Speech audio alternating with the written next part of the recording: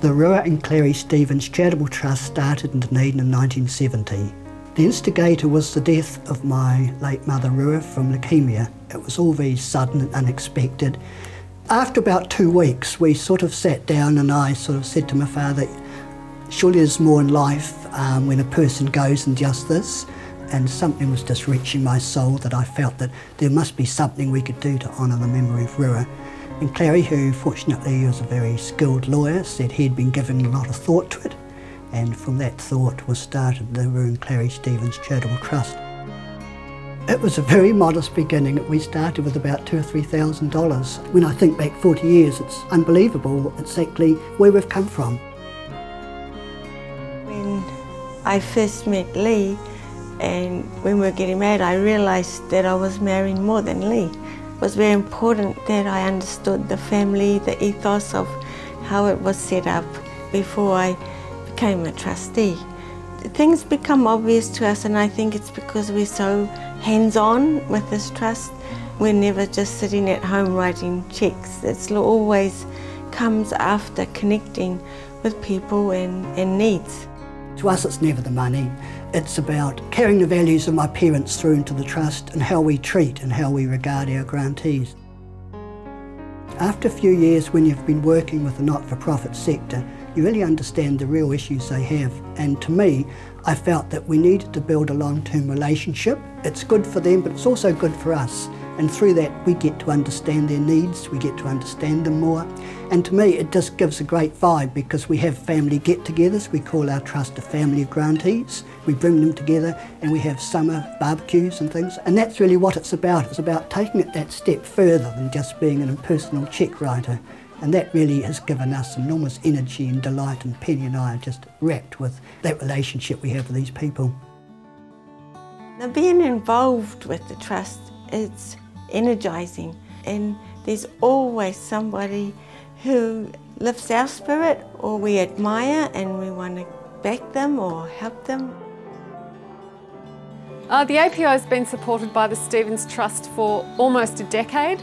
It's one of our longer trust relationships and one that we value very highly, and it means a lot to us because Lee and Penny are really part of the APO family, and they've made it their business to be part of our family, and we in turn have made it our business to include them. So it's a very personal relationship. They've supported a player in the orchestra for most of the length of their association with the orchestra, Mark Bennett, who's one of our senior players and someone that we hold in extremely high esteem, and so it was a very natural match to align Lee and Penny with Mark, and that relationship is one that has continued both behind the scenes and on stage, like formally and informally, and I know that Mark enjoys it very much as well. Clarrie just admired Ed Hillary so much and admired him for the fact that he went back to give so much to the Sherpas who had supported him in Everest, and that was one of our first grants in 1971, and when Clarrie went we were determined to keep it going. And also it's very important, I think, as New Zealanders that we reach outside New Zealand and support organisations perhaps outside New Zealand, and Ed Hillary, being the famous New Zealander he is, and our long-term link with that organisation fits that, in our view, that requirement. Everything makes a difference. We can manage in Nepal to do quite a lot with a small amount of money, which is what we've been doing. I suppose that's why we've probably lasted so long. It's just amazing what a little bit of money, how far it can go, and more so in the third world. And people that think that you need a lot of money to turn the world around are very mistaken. You don't need a lot of money, you need commitment, and it needs to be ongoing, but it's not about the money, it's about that ongoing commitment, and that will always, in my view, do far more than just a one-off grant and then you walk away. And that's been our commitment to our grantees, and like the Himalayan Trust. Now they have a project of their own over there, looking after one of the schools, providing help with resources and computers if they want them, and they're going to visit the school when they go over to Nepal this year. Yes, we're going to the 50th anniversary dinner celebrations in Kathmandu in May. Looking forward to it, it'll be fantastic.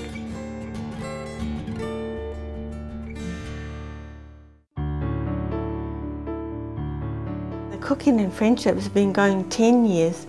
The trust didn't come on board in the early days. we were able to get the funding we needed, because it's not a big funding project. It's really runs on an oily rag.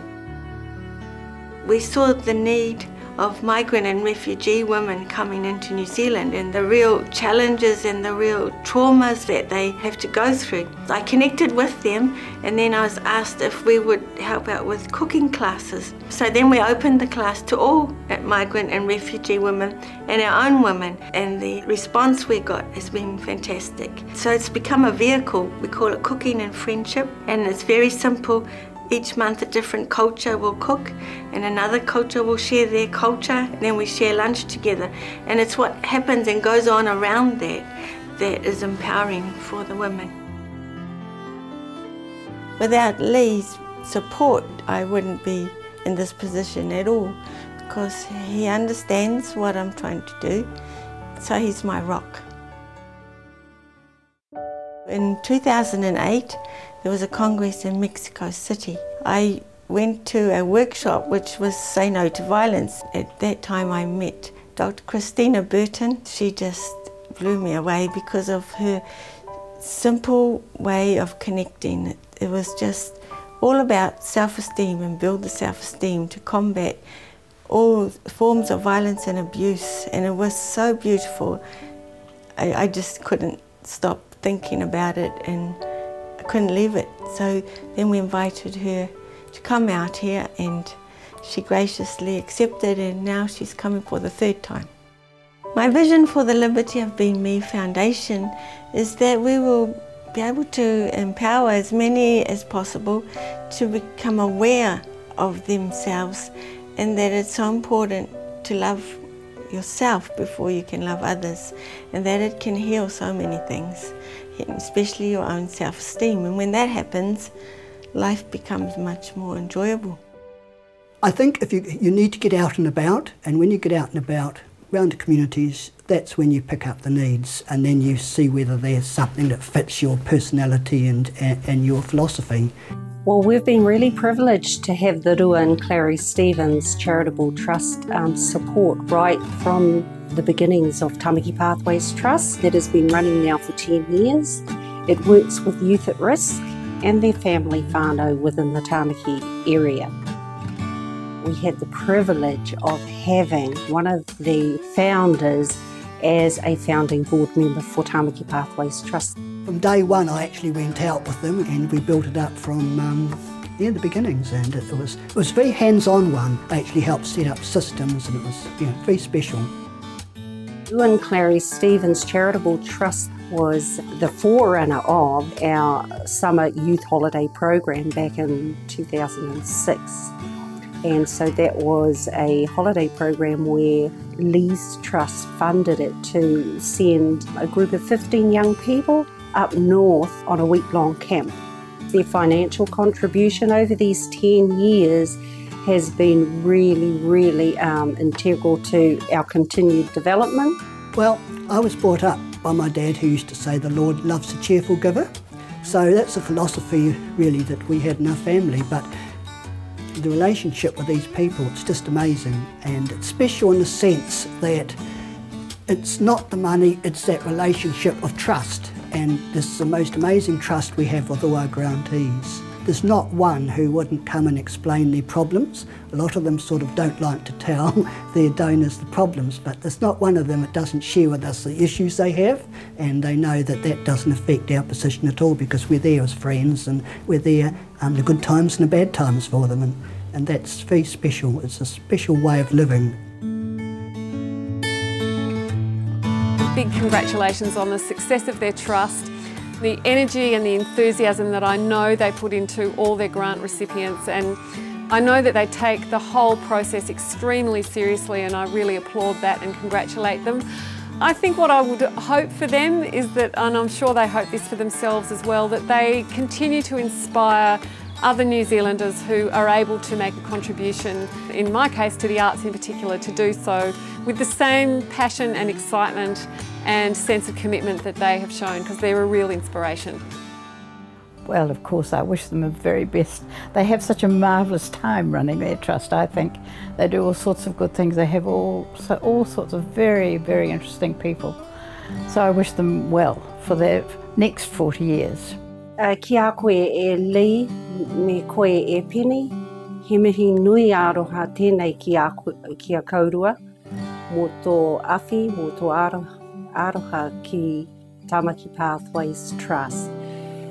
Lee and Penny, I'd like to just say to you both on behalf of Tamaki Pathways Trust, the relationship that has been built over the years, thank you very, very much. And I'd just like to say that you've continued the vision of both your father and your mother in carrying on the whole vision and aspiration around what Rua and Clarrie Stevens is all about. So keep up the good work. Mā te mātua kaurua e manaaki, kia ora mai ana tātou.